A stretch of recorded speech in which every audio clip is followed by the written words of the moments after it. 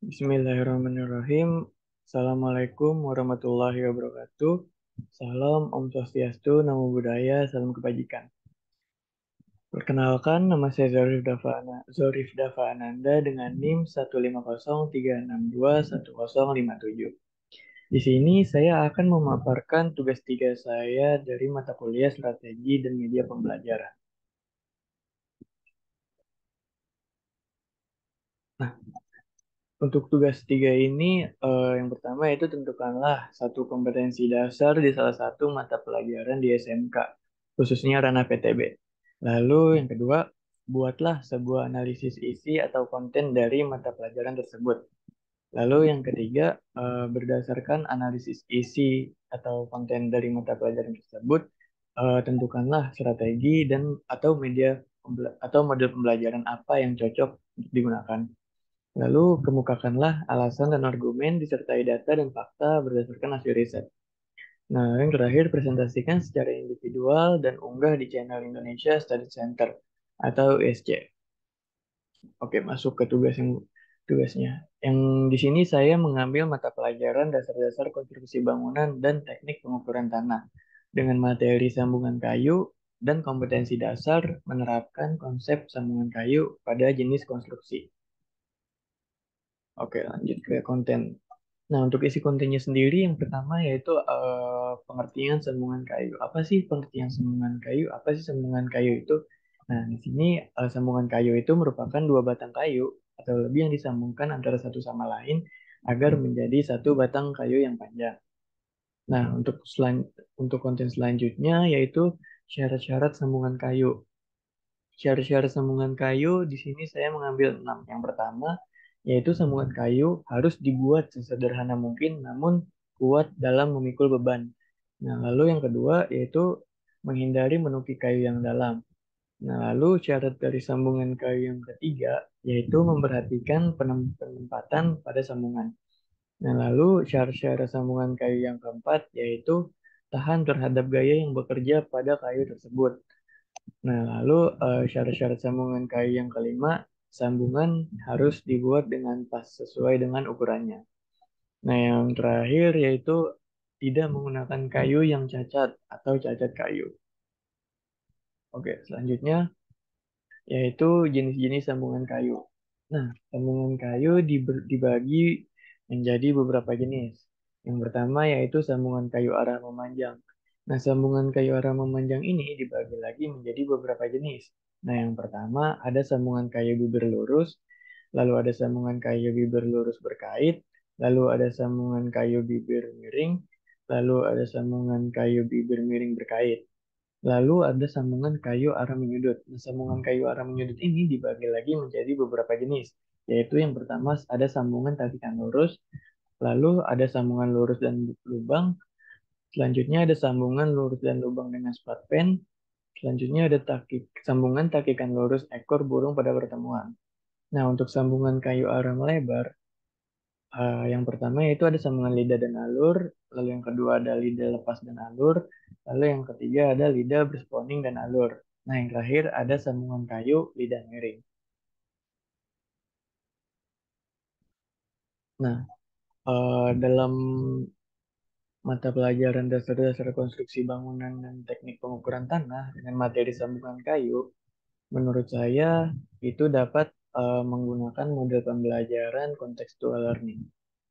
Nah, dalam mata pelajaran dasar-dasar konstruksi bangunan dan teknik pengurangan tanah terdapat materi sambungan kayu, yang mana menurut saya pembelajaran kontekstual cocok digunakan dalam pembelajarannya. Karena menurut Rudi Hartono tahun 2013, pembelajaran kontekstual ini menekankan pada proses keterlibatannya siswa dalam menemukan materi belajarnya sendiri. Nah, yang artinya proses belajar diorientasikan pada proses pengalaman langsung.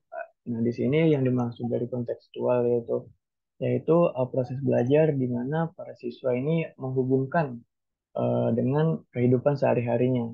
Apabila dia melihat sambungan kayu, jadi dia lebih tahu, oh ini sambungan kayu jenis apa, ini sambungan kayu model apa, seperti itu. Nah, dalam model pembelajaran kontekstual, materi sambungan kayu ini bisa dilakukan dengan metode ceramah, menurut saya, karena Metode ini yang paling banyak digunakan oleh kalangan guru dari SD, SMP, SMA.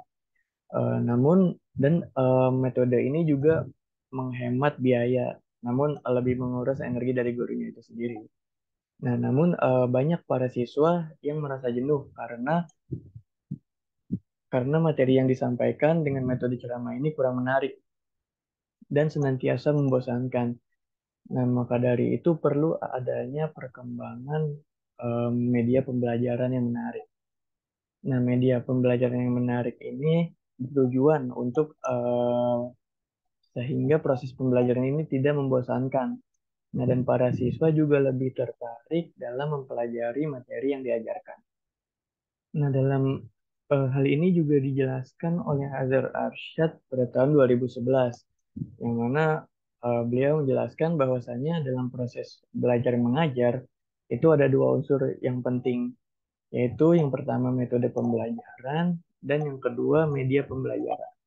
Nah, untuk menopang metode ceramah yang senantiasa membosankan dan membuat ngantuk pada para siswa, harus dibarengi dengan adanya media pembelajaran yang menarik.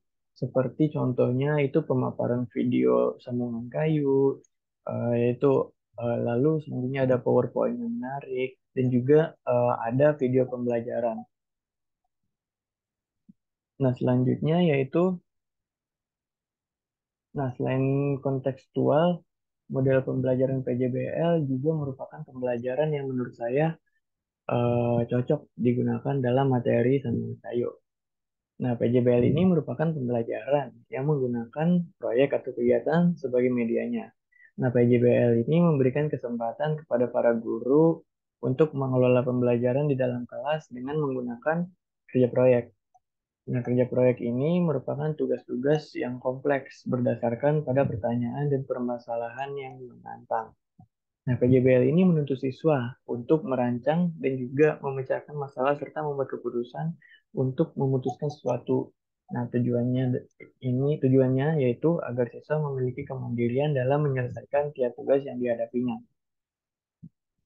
Nah, hal ini cocok untuk melatih kemampuan keterampilan siswa dalam mengelola bahan atau alat untuk menyelesaikan tugasnya dan meningkatkan kerjasama antar siswa juga.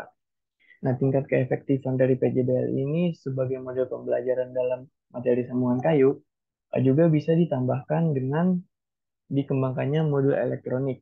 Nah, yang dikemas secara simpel dan menarik sehingga para siswa juga senang dalam membacanya. Nah, hal ini juga memudahkan para siswa dalam mengerjakan tugasnya karena memiliki pedoman dan juga lebih menguasai materi yang diajarkan. Nah, modul elektronik ini juga merupakan salah satu media pembelajaran yang dibutuhkan pada zaman sekarang. Kenapa? Karena modul elektronik ini bisa diakses kapan saja dan di mana saja. Dan juga modul elektronik ini bisa didownload tanpa menggunakan bisa didownload dan dilihat tanpa menggunakan. Nah, berikut daftar pustaka yang saya gunakan untuk mencari konten. Oke, sekian dari saya. Kurang lebihnya mohon maaf. Wassalamualaikum warahmatullahi wabarakatuh.